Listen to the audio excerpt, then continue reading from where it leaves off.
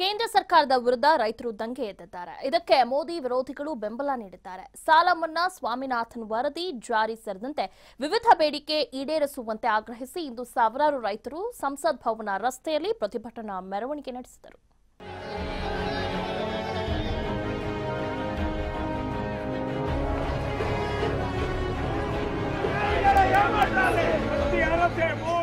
ರಾಷ್ಟ್ರ ರಾಜಧಾನಿ ದೆಹಲಿ ಪದೇ ಪದೇ ಅನ್ನದಾತರ ಪ್ರತಿಭಟನೆಗೆ ಭೂಮಿಕೆಯಾಗ್ತಿದೆ. ಇಂದು ಕೂಡ ಕರ್ನಾಟಕ ಸೇರಿದಂತೆ ದೇಶದ ವಿವಿಧೆಡೆಯಿಂದ ಬಂದಿದ್ದ ಸುಮಾರು 35,000 ರೈತರು ರಾಮಲೀಲಾ ಮೈದಾನದಿಂದ ಸಂಸತ್ ಭವನದ ರಸ್ತೆಯಲ್ಲಿ ಮೆರವಣಿಗೆ ನಡೆಸಿ ಮೋದಿ ಸರ್ಕಾರದ ವಿರುದ್ಧ ಘೋಷಣೆ ಕೂಗಿದ್ರು. ಆತ್ಮಹತ್ಯೆ ಮಾಡಿಕೊಂಡ ರೈತರ ತಲೆಬುರುಡೆ ಹಿಡಿದುಕೊಂಡು ಅರೆಬೆತ್ತಲೆ ಮೆರವಣಿಗೆ ನಡೆಸಿ ಕಿಡಿಕಾರಿದ್ರು. ನಮಗೆ ರಾಮ ಮಂದಿರ ಬೇಡ, ಸಾಲ ಮನ್ನಾ ಮಾಡಿ ಅಂತ ಆಗ್ರಹಿಸಿದ್ರು. ದೇಶದ ಕೃಷಿ ಬಿಕ್ಕಟ್ಟು ಚರ್ಚಿಸಲು ವಿಶೇಷ ಸಂಸತ್ ಅಧಿವೇಶನ ನಡೆಸುವಂತೆ ಬೇಡಿಕೆ ಇಟ್ಟರು.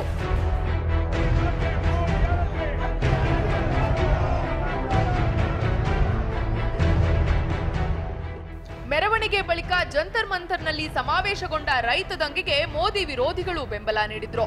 ಮೋದಿ ಗುರಿಯಾಗಿಸಿಕೊಂಡು ವಾಗ್ದಾಳಿ ನಡೆಸಿದ್ರು. ಕಾಂಗ್ರೆಸ್ ಅಧ್ಯಕ್ಷ ರಾಹುಲ್ ಗಾಂಧಿ, ದೆಹಲಿ ಸಿಎಂ ಅರವಿಂದ್ ಕೇಜ್ರಿವಾಲ್, ಮಾಜಿ ಪ್ರಧಾನಿ ಎಚ್.ಡಿ. ದೇವೇಗೌಡ, ಎಡರಂಗದ ನಾಯಕರು, ಜೆಡಿಯು ಮಾಜಿ ನಾಯಕ ಶರದ್ ಯಾದವ್, ಫಾರೂಕ್ ಅಬ್ದುಲ್ಲಾ, ಶರದ್ ಪವಾರ್ ಸೇರಿದಂತೆ ಇತರರು ರೈತರ ಬೆನ್ನಿಗೆ ನಿಂತಿದ್ರು. ಆದರೆ ಎಐಎಡಿಎಂಕೆ, ಡಿಎಂಕೆ ಮತ್ತು ಬಿಎಸ್ಪಿ ಮುಖಂಡರು ಬಂದಿರಲಿಲ್ಲ.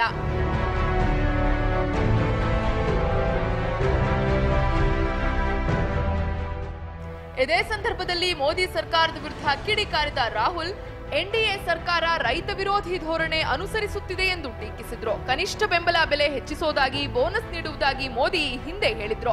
ಆದ್ರೆ ಅದ್ಯಾವುದೂ ಆಗಿಲ್ಲ. ದೊಡ್ಡ ದೊಡ್ಡ ಉದ್ಯಮಿಗಳ ಸಾಲ ಮನ್ನಾ ಮಾಡಿದ್ದಾರೆ, ಆದ್ರೆ ನಿಮಗಾಗಿ ಏನೂ ಮಾಡಿಲ್ಲ, ಕೇವಲ ಪೊಳ್ಳು ಭರವಸೆ ನೀಡಿದ್ದಾರೆ ಎಂದು ಆರೋಪಿಸಿದ್ರು. ಉದ್ಯಮಿಗಳ ಸಾಲ ಮನ್ನಾ ಮಾಡಿದಂತೆ ರೈತರ ಸಾಲ ಕೂಡ ಮನ್ನಾ ಮಾಡಬೇಕು, ನಾವು ನಿಮ್ಮೊಂದಿಗಿದ್ದೇವೆ, ಭೀತಿಗೊಳಗಾಗಬೇಡಿ ಎಂದು ರೈತರಿಗೆ ಧೈರ್ಯ ತುಂಬಿದ್ರು. जिसे Narendra Modi ji, Arun Jaitley ji non performing asset कहते हैं, उनका आने वाले समय में वो कर्जा माफ करना चाहते हैं. हम यहाँ सिर्फ न्याय की बात कर रहे हैं.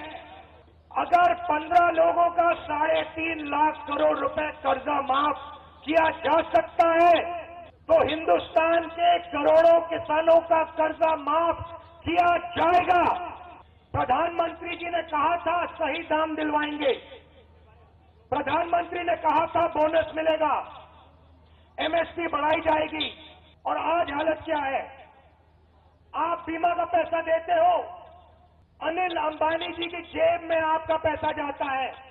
ಇದರಂತೆ ಸಿಪಿಐ ನಾಯಕ ಸೀತಾರಾಮ್ ಯೆಚೂರಿ ಕೂಡ ಮಾತನಾಡಿ, ಬಿಜೆಪಿ ಪ್ರಧಾನಿ ಮೋದಿ ಹಾಗೂ ಆರ್ಎಸ್ಎಸ್ ಬಳಿ ರಾಮ ಮಂದಿರ ಎಂಬ ಏಕೈಕ ಶಸ್ತ್ರಾಸ್ತ್ರವಿದೆಯಷ್ಟೇ, ಚುನಾವಣೆ ಬಂದ ಕೂಡಲೇ ರಾಮಜಪ ಮಾಡುತ್ತಾರೆ ಎಂದು ಕಿಡಿಕಾರಿದ್ರು.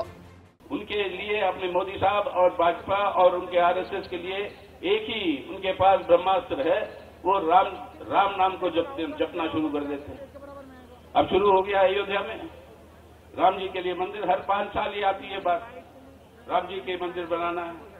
अब शुरू हो गया सब जगह पर, यानी सांप्रदायिक ध्रुवीकरण को और तेज करके हमारे बीच में जो एकता है, इस एकता को तोड़ने की कोशिश, वो एक ही उनके सामने रास्ता.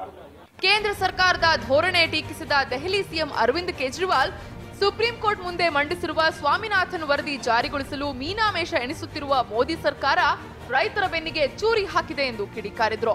ಅದು ಫಸಲ್ ಭೀಮಾ ಯೋಜನೆ ಅಲ್ಲ, ಬಿಜೆಪಿ ಡಕಾಯತ್ ಯೋಜನೆ ಅಂತ ವ್ಯಂಗ್ಯವಾಡಿದ್ರು.